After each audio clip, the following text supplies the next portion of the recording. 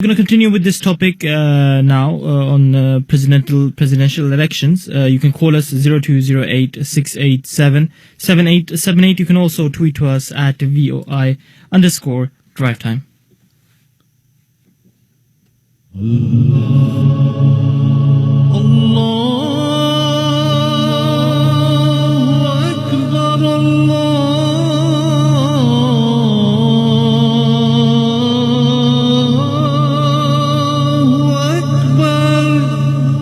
You're listening to the Voice of Islam Radio, broadcasting on DAB and via the internet 24 hours a day.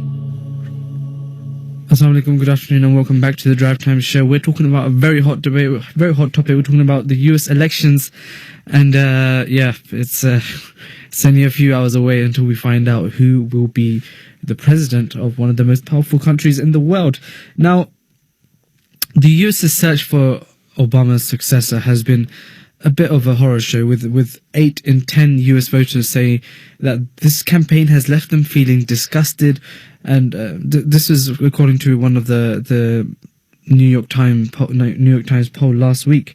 And as we mentioned, we spoke to a few callers, American callers as well. It's something which has left them a bit disheartened. And the respect and honor that they have for their country, it was always there, but as for someone to be one of their leaders and to not have that respect for them, it's not something pleasant. It's not a pleasant feeling to have. Yeah. So whilst people are out voting today, how do they really feel about the election race? Especially American Muslims who seem to have been one of the very few political issues actually discussed, but was it positive? That's the question. And was it a positive outcome? Yeah. Is there anything positive coming out of that? Yeah. And how is it that the people feel about it? You can still call us 0208 687 7878. Our correspondent, Dr. Anna Piela, lecturer in sociology and religious studies at Leeds Trinity University is currently in the United States and met up with 2 Harvard University politics students, Bushra and Shireen, and this is what they had to say. Thank you for meeting me here. Thank you for having us. When the candidates are discussed in the context of their relationship with the American Muslim community, it's very often just painted like in black and white colors. Donald Trump is quite bad.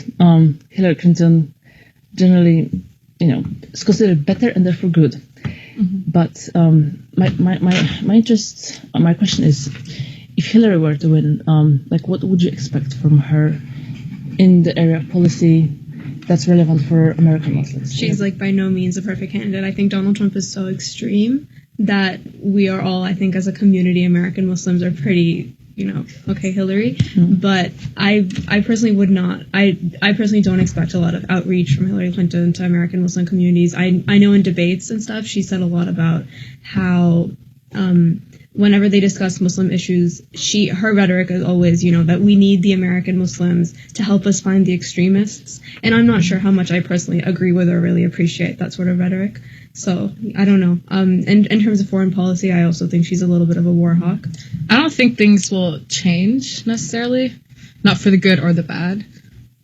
If Hillary wins, I don't mind if it doesn't change. I know Muslims have to take, accountability, and we've for so many years now, we've had to do our own sense of showing, we're good people to the rest of the Americans. And that's not necessarily ideal, but we're used to it. Now, if Donald Trump wins, we're going to have to do a lot more work than if Hillary wins, too. What is the expectation from the policymaker? Like Shireen said, Hillary was, mentioning it to use us as sort of, to informants. I think from the Hillary Clinton or policymaker side, the good Muslim is the quote unquote, air quotes, moderate Muslim. But our life won't be changed under her. Yeah. Under Trump, that's what's scary. And there's already been threats going around. So what do you think would be the major challenge for the community under Trump? I think it depends on what Trump is able to do. I personally don't believe that Trump is going to be able to put all Muslim Americans into internment camps or anything like that. I don't think that's feasible. I don't think he's going to be able to kick us all out of the country or any of like that rhetoric that did go around and has gone around actually multiple times in this election. I don't foresee that happening. I think that in terms of hate crimes, there's already been a rise this year. Like, I think FBI statistics were released recently. So regardless of whether or not he believes the rhetoric that he's throwing around, it's still harmful. It's had an impact. I think it would continue to have. And the presidency, if Trump was elected, it would almost be like, it would be like an elected mandate to that kind of ideology, and like it would be given so much more credence, I think, and so much more weight. Even if like he was elected and he completely switched and ended up not doing anything that he said, it would still have, his election would still give a voice and like support to that. Are you aware of any Muslims for Trump? There definitely are. I've seen a lot, like on the internet. So there's obviously a community. It's definitely a minority. Obviously, a very small percentage. There's Hispanics for Trumps. There's if we see one or two Muslims for Trump, it's like a big deal. That doesn't happen. That they just consider themselves ignorant. I do believe that they have some sort of rationale. Whether that rationale makes sense to me is like another question. Trump understands. He tapped into a very specific demographic, and he did it he didn't just fall into where he is now, that his campaign was to some degree orchestrated, which makes sense because the people that he found and the people who are supporting him now, like, were already well documented. I mean, a lot of people say that Trump is a symptom, not the cause. Yeah. That he just gave a platform for people who harbored some sort of prejudice, but it was not acceptable, wasn't socially acceptable. Yeah, I mean, I'm not sure personally how sympathetic I am to the average Trump supporter. I think before you were talking about how like there isn't a lot of like Muslim representation in media or whatever, and personally what I found in this campaign is that there's been a lot of insight into like the psyche of the typical like white Midwestern Trump supporter. Yeah, I think in media we just run on stereotypes, right? So like the undocumented immigrant, the terrorist Muslim and things like that, you know, like black gang member. Yeah, kind of exactly, like the black teenager with a hoodie. So we run on those stereotypes. I was interested in like hearing about from your particular perspective as whether as Muslims or women or students. Yeah, well, I think for like both of us growing up here in America, and we worked so hard and we're at Harvard now. I wanted anything from other people because I was Muslim. I was just gonna work hard and get what I want. And I never saw any limits, personally. Even wearing, the hijab, the scarf. I never thought I couldn't do something because I was Muslim. I know a lot of people have experienced that, though. And I've been driving around the Boston area, and several churches have this kind of event where they're saying, come and, pray for healing the rifts in the society. The election was so bad, it divided us. Let's pray for healing that. A couple of major things that I'm hearing from Muslim communities and from communities here at Harvard is that amongst Muslim communities, like activists like Linda Sarsour, the general consensus seems to be that after the election, assuming Trump's defeat, that there will definitely be, from what I can tell, Muslim communities are bracing themselves for some sort of backlash. Like, I didn't grow up in some sort of utopia, right? Like, before I put on my headscarf, when I was a sophomore in high school, when I started wearing it, when I started wearing it, I was armed with, like, the stories of my friends, that, oh, this kid tried to pull it off my head on the bus, or someone called me, like, a very offensive name when I was in 6th grade. Like, these are stories my friends had told me. In America, we knew that this America existed, that these people existed, that this, like, hatred and xenophobia and racism existed.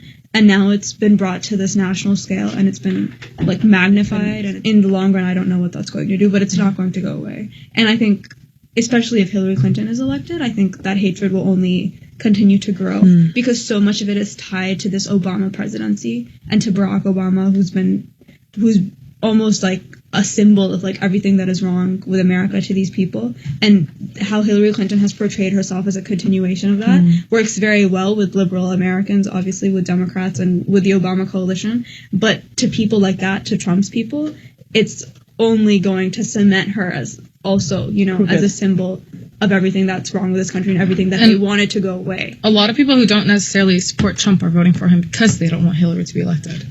I don't think much is going to change, honestly, if Hillary's elected. If Trump's elected, that's a whole new story. But if Hillary's elected, I think we'll be fine. Yeah, Trump is definitely not just an American concern. He's a global concern. Like the world is watching, and people are in fear. Yeah, I haven't actually given much thought to the whole "this is paralleling the 30s" rhetoric. It's interesting. If Trump is very elected, interesting. I would think about it a lot more. And I personally Trump think the has next also done a election successful we're job. going to produce a lot better candidates that both sides will like and rally again. I think the Democrats will. I'm not sure what the Republicans are going to do. I think the Republicans are going to learn from sure. this. I'm I'm very, hopeful and optimistic about that. Is there anything I haven't asked yet that you would like to say? The election did play out for a reason. And, it's our job now to fix that and to show the world that we're running it wrong and we have to fix it. So, and thank you for having us. This is very interesting, very enlightening, and I'm curious to see how the UK responds. Yeah, thank you very much for coming to me and talking about it. Thanks. All right, that was our correspondent, Dr. Anna Piela, a lecturer in sociology and religious studies at Leeds Trinity University. She's in the United States, of course, and she was talking to two Harvard University politics student, Bushra and Shireen.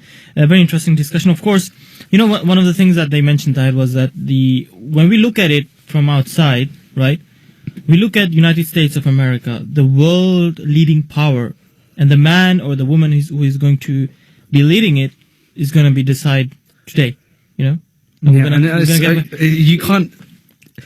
This could potentially lead to. World War III already has started, but if you have someone as a leader who can be, Hillary said it as well in one of the debates that I'm glad that you're nowhere near the keys or the button to the nuclear bombs. It can. Having someone like he's in his second year, and we're going to listen to what he said about this. Everybody has an opinion these days about this election, I would think. So, what is yours? It's definitely very alarming, especially for Muslims in the U.S. There's kind of still a sense of disbelief that someone like Trump could be the Republican nominee and have so much support. And myself, actually, I'm from North Carolina, which is a swing state. So a lot of my friends from high school and middle school that I still have on Facebook who are Trump supporters, I can often see the rhetoric and the reasons that they support Trump and what they say about Hillary Clinton. So it's like this divided world where people are not talking to each other and they don't even have the same set of facts about what's actually true or what happened. Because I'm in a swing state, I don't have the luxury to vote third party. Like I said, I'm very disturbed by Donald Trump's candidacy. I think he's so unqualified in terms of his temperament and his character, and I think character is so important for leadership. I think Hillary Clinton has a strong record of doing a lot of good work in the local communities that she's been in, and at the federal level. But there are definitely things about her that I disagree with, and that I would, if she were elected, I would try to pressure her on and see her do better on those things, especially foreign policy, especially how she views Muslim communities, and how she views racial justice in America. And I think she's improving on that, but I think she could do better. Those three big policies that I mentioned about mass incarceration and racial justice and her treatment of Muslims domestically and her foreign policy. Those three things I would want to see improve, but I think she's a strong leader with a strong record, and I think she's very, very qualified. So even if there was a Republican candidate, let's say Mitt Romney was running, I would probably still vote for Hillary Clinton. Yeah. So it's not just in comparison to Donald Trump. Because I know that there are many Republicans who are saying they will vote Clinton because they can't stand Trump. Yeah, exactly. That's definitely true. And I know of many of my friends who identify normally with the values of the Republican Party or the policies. but they're definitely voting for Hillary Clinton. You said you had some friends on Facebook who support Trump. Yeah. So I assume that creates a rift. And what's next? You know, one of the candidates will win, but will you be still friends on Facebook with those people? Will you still want to talk to them? I definitely don't talk to most of them, but I also don't want to delete them from my Facebook because I want to see. I think there's like this divided world where, like I said, people have different sets of facts. They look at different news sites. They have different conversations, and I don't want to be totally isolated in my bubble and not even be able to understand what's being said. But at the same time, I don't think it's this election that has caused this rift. I've seen this like divided bubble of information and rhetoric ever since Obama was elected, and there was this like I think it's the Republican Party's fault. I mean, I think their policy and their media strategy in relation to the Obama administration for the past 8 years has created this like conspiracy theory fueled populace, which I think was a huge mistake that the Republican Party made, and I think that they're like reaping what they sowed now in terms of allowing that kind of polarization to happen and that division. It's not just polarization that people vehemently disagree with each other. It's that they don't even understand each other. They can't even agree on like whether President Obama is a Christian or not. That's like how low the political rhetoric in this country has gone. Does it mean that, do you think that prejudice was always there? It was just kind of, there was no way for it to get out, and suddenly there is that platform. Yeah, I think it has, I think if the Republican Party has been feeding and fueling that prejudice since Obama was elected.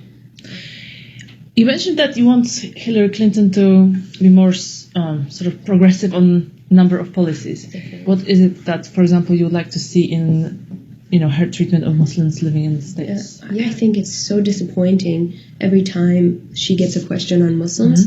She uses words like Muslims are on the front lines of the fight against terror, and Muslims are our allies in the fight against terror. And it's always through the security lens. And many people have talked about this and how disturbing it is for the Muslim community, because it's this idea that like the U.S. government only has one incentive to interact with Muslim Americans, and that incentive is violent extremism and terror. And that's the one facet that affects our community, which is not true. And that's the one contribution that Muslims can make to American society, which is so not true. She's like putting responsibility. That Exactly. It's like, it's your responsibility to stop the terrorists, but what can an ordinary person do? Exactly. Yeah. Of course, there are so many other issues affecting or relevant to Muslims in America. Yeah. Could you tell me more about that? So Muslims are like one of the most, if not the most, diverse community in America and in the world. So the largest subsection of the Muslim community is Black Muslims in America. So of course, I think one of the most important issues to the Muslim community, because it's something that has to do with justice, which has to do with our faith, and because it has to do with our community members, the largest portion of our community members, is racial justice in America.